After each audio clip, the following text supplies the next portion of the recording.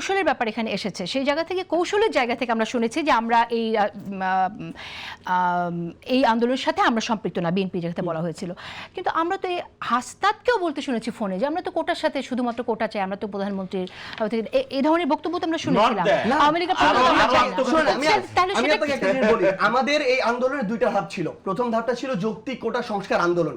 এরপরে শেখ হাসিনা যখন গুলি চালানো শুরু করলো, মানুষ মারা শুরু করলো, তখন এই জায়গায় এই আন্দোলনটা স্বৈরাচার পতনের আন্দোলনের দিকে গিয়েছে। প্রত্যেক দিন আন্দোলনের মোমেন্টাম আলাদা ছিল, ওই মোমেন্টাম অনুযায়ী আমাদের কথা বলতে হয়েছে। কারণ আপনি যদি ওই মঞ্চে দাঁড়িয়ে ওই জুলাইয়ের 1, 2, 3, 4, 5, 10 তারিখের মধ্যে এমন একটা কথা বলতেন যেটা সে পটেনশিয়াল থ্রেট মনে করতো তার ক্ষমতার জন্য, পতনের জন্য, সে কোনোদিন আর দাঁড়াইতে দিত না। যে প্রশ্নটা করলেন ওটারই তো উত্তর দেয়া। আমি উত্তর দিচ্ছি। এই যে এরা বললো না সার্জি যে দাঁড়াইতে দিত না, আন্দোলন যদি হাসিনা বৈষম্য মেনে নিত, চাকরির দাবি তাদের মেনে নিত, তারা এখন চাকরি করতো।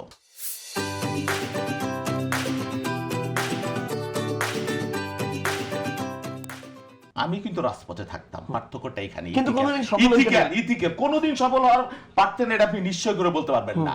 দুনিয়ার কোন ফ্যাসিস্টই কোনোদিন আমৃত্যু ক্ষমতায় থাকে না, তরুণদেরই নাম ক্ষমতায় থাকেন না, তরুণরাই সবসময় বিপ্লব সফল করে, নেতৃত্ব দেয়। হয়তো 5 বছর পরে করতাম, কিন্তু আপনি আন্দোলন থাকতেন না, আপনি চাকরি খুঁজতেন। বিএনপি ক্ষমতায় যেত, অনেকবার ক্ষমতায় ছিল, বিএনপি ক্ষমতায় যাওয়ার দল, এমপি।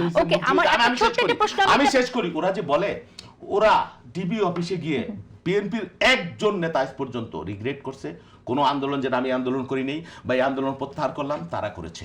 তারা বলেছে যে যারা আন্দোলনের নামে ঘোষণা দিয়ে আন্দোলনকে সাবোটাইজ, আন্দোলন তো মানুষ আগায় নিছে, তারা আন্দোলন কম্প্রোমাইজ করে ফেলছে।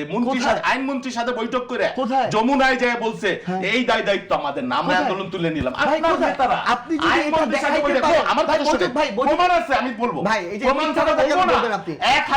স্পষ্টভাবে লাইন আছে, আমাদের কর্মসূচি আমার কথা নিজের মুখে বলছে, ওরা নিজেরা প্রেস কনফারেন্স করে জাতির সামনে বলছে আন্দোলনের নামে যারা ভাঙচুর করেছে আমরা তাদের সাথে নাই, নৈরাজ্য যারা করেছে। আর কৌশলের কথা যে বললো, কৌশলের কথা যেটা বললো, বিএনপি যদি প্রথম থেকে তাদের সাথে অ্যাড হইতো এই আন্দোলন সফল হইতো না। বাস্তবতা এটা একটা কৌশল ছিল, প্রথম থেকে আরেকটা ক্রেডিট দিই, নেতা কর্মীরা স্থানীয় পর্যায়ে, আমরা ছাত্র দল বলি, যুব দল বলি, ছাত্র সংগঠন করছে, ছাত্র সংগঠন শুরু থেকে প্রত্যক্ষ পরোক্ষভাবে আমরা ছিল, এটা জনাব নাহিদ ইসলাম সংসদে গিয়ে পর্যন্ত স্বীকার করছেন। তো আমাদের তো ক্রেডিট দিতে সমস্যা নেই, আমরা তো ক্রেডিট চাই না, কিন্তু সবাইকে স্বীকার করতে হবে।